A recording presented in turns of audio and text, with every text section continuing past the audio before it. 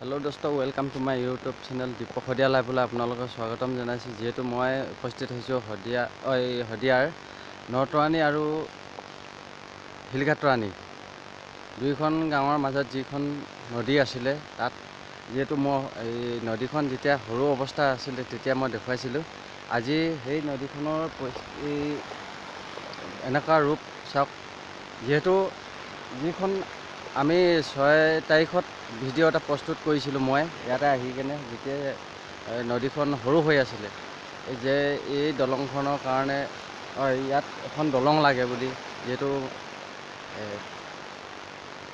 Video' এটা প্ৰস্তুত কৰিছিলোঁ। যিহেতু 8 মাৰ্চৰ তাৰিখৰ দিনটোত যিহেতু আমাৰ 81 নং শদিয়া সমষ্টিৰ বিধায়ক বলিন চেতিয়া আৰু 12 নং লখিমপুৰ লোকসভা সমষ্টিৰ সাংসদ প্ৰধান বৰুৱাদেৱ আহি যিহেতু ইয়াৰ দলঙৰ সংক্ৰান্তত বুজ লৈ তেখেতলোকে এখন আইৰণ দলঙৰ ব্যৱস্থা যিহেতু কৰিছিলে, যিহেতু যিজনে তেখেতলোকে সেই কথা মৰ্মে মাৰ্চৰ 13-14 মানৰ পৰা তেখেতে এই দলংখনৰ অপেনিং দিলে। যিহেতু বনাবৰ কাৰণে যাক যেনেকৈ দিছিলে আৰু যিসকলে বনাইছিলে, মই কৈছিলোঁ প্ৰথমৰ অৱস্থাতে এই দলংখনৰ অৱস্থা চাওক। এই দলংখনৰ যিহেতু প'ষ্টটো আমি দূৰলৈকে এইটো জেগালৈকে দিবলৈ কৈছিলোঁ, যিহেতু সেইফালেও অকণমান দূৰলৈকে দিব দিছিলোঁ। যিহেতু পানীৰ যিটো গভীৰতা আহি যায়, সেই বাৰিষা কালত যিহেতু গভীৰতা যিটো আহি যায়, সেইটো কাৰণে আমি অলপ দূৰলৈকে দিবলৈ ব্যৱস্থা কৰিবৰ কাৰণে সুবিধা কৰিবলৈ দিছিলোঁ। কিন্তু তেনে নকৰি যিহেতু শ্বৰ্টভাৱে ওচৰতে দি দিলে আৰু সেইকাৰণে এতিয়া এই মুহূৰ্তটো চাওক, ইয়াৰ পৰা একেবাৰে ছিঙি লৈ গ'ল, ছিঙি একেবাৰে লুটিয়াই দিলে। দলঙৰ অৱস্থা দেখক চাওক। এতিয়া ইয়াত এই দলংখনত এতিয়া মানুহ পাৰ হ'লে কিন্তু কি পৰিণতি হয় তাৰ কিন্তু ঠিক ক'ব নোৱাৰিম।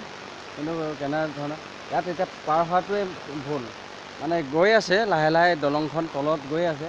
যিহেতু ইয়াত এতিয়া পাৰ হ'ব নোৱাৰে, একোৱে পাৰ হ'ব নোৱাৰে।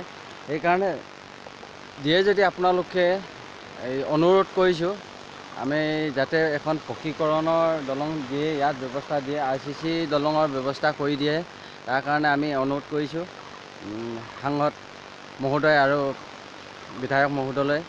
আৰু লগতে আমাৰ অসমৰ মুখ্যমন্ত্ৰী মহোদয়েও তেখেতেও যাতে এই দলংখনৰ প্ৰতি কিছু হ'লেও বুজ লয়, আৰু যাতে ইয়াৰ পৰাই যে মানুহ বহুত অহা যোৱা কৰে, যিহেতু সেইকাৰণে আমি এতিয়া অহা যোৱাটো যিহেতু বন্ধ হৈ আছে। এই নদীখনে কিমান ডাঙৰ ভয়ংকৰ ৰূপ লয়, ইয়াতকৈ বেছি কালিৰ দিনটোত আমাৰ ইয়ালৈকে আছিলে, যিহেতু ইয়ালৈকে পানী উঠি আছিলে। আজি অকণমান কমিছে, বৰষুণটো যিহেতু অকণমান শ্ল' কৰিলে ইয়াত অকণমান কমি যায়।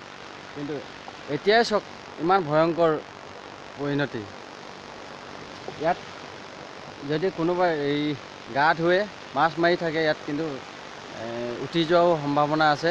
সেইকাৰণে যাতে এই দলংখনৰ ব্যৱস্থা অতি সোনকালে ভাল এখন দলং দি আমাক ৰাইজক উপকৃত কৰে যেন, তাৰ কাৰণে আপোনালোকক অনুৰোধ কৰিছোঁ।